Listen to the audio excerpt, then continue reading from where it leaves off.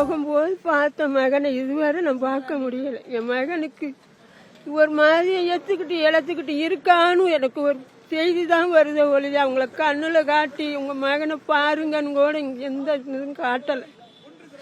என் மகனுக்கு இந்த வாரம் ஆபரேஷன் பண்ணணும்னு இருந்தது. நான் மாத்திரைக்கு காசு இல்லாம தான் அனுப்புனேன். அந்த மகனுக்கு போன மகனை கண்ணுல கூட கண்டில் அவனை 3 வேளை மாத்திரை போடணும். 3 வேளை மாத்திரைக்கு அவனுக்கு உரப்பு சேர்க்க கூடாது, உப்பு சேர்க்க கூடாது. காப்பீட்டு இருக்கா மருத்துவ காப்பீட்டு காடு கூட நம் கலெக்ட் ஆஃபீஸருக்கு 2 நேரம் 3 நேரம் மனு கொடுத்தேன். அவன் பேர் இல்லைன்னு அந்த அது கூட எனக்கு செய்து கொடுக்க மனு சொல்லிட்டு அரசாங்கம் நம்ம எனக்காக போய் 1 வேளை மாத்திரை வாங்க முடியாம இருந்ததுக்கு என் பிள்ளைங்க கரையை போட்டுன்னு அந்த போட்டுல 3 வருஷமா போடுறான். கரையை போட்டுன்னு தான் என் பிள்ளை போச்சு. கரையை என் பிள்ளை அந்த போட்டை கொடுத்துட்டு போயிட்டாங்க. இன்றைக்கு அந்த புள்ள என்ன நிலையில இருக்குன்னு தெரியல. உரப்பு சேர்க்க கூடாது, உப்பு சேர்க்க கூடாது. பார்த்து அவனுக்கு உணவு கொடுக்கணும். அங்க பட்டினியா கிடக்குது என் புள்ள. எந்த லட்சத்துல இங்க உள்ள மாத்திரைய போடுறதுக்கு அங்க என்ன மாத்திரை என் பிள்ளைக்கு கொடுக்காங்கன்னு தெரியலையே.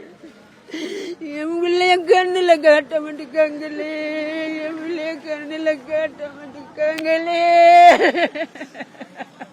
78 ஆண்டுகள் நிறைவு பெற்று சுதந்திர தின விழாவை இன்று இந்தியாவே கோலாகலமாக கொண்டாடுற இந்த வேளையில 50 வருட காலமாக சுதந்திரத்தை பறிகொடுத்து இன்று மீனவர்களாகிய நாங்கள் இன்று உண்ணாவிரத நிலை போராட்டம் நடத்துறோம். இந்த சுதந்திர தின விழாவில் உண்ணாவிரதம் நடத்துறது எங்களுக்கும் வேதனையா இருக்கு. ஆனா எங்களுடைய மீனவ உறவுகள் 61 பேரு கடந்த 2 மாத காலங்களாக இலங்கை சிறையில எல்லை தாண்டி மீன்பிடித்ததாக குற்றச்சாட்டு சுமத்தப்பட்டு சிறையிலே வாடி வருகிறார்கள். அதுபோக 6 மாதம் 1 வருடம் 2 வருடம் என்று தண்டனை பெற்று 28 மீனவர்கள் மிகுந்த கொடுமையுடன் சிறையிலே வாடி வருகிறார்கள். இந்த மீனவர்களை மீட்க சொல்லி நாங்க இன்றைக்கு உண்ணாவிரத போராட்டம் நடத்திக்கிட்டு இருக்கோம். பாக்ஸலசந்தி பகுதி, மன்னார் வளைகுடா போன்ற பகுதியில் பல லட்சக்கணக்கான மீனவ குடும்பங்கள் இந்த மீன்பிடி தொழிலை நம்பி இருக்கு. கடந்த ஒரு சில வருடங்களாக மீனவர்கள் யாருமே விடுவிக்கப்படாமல் அதிகப்படியான அபராதம், ஒரு மீனவனுக்கு 5 லட்சம் முதல் 1 கோடி ரூபாய் வரை இலங்கை பணத்துக்கு அபராதம் விதிக்கிறாங்க.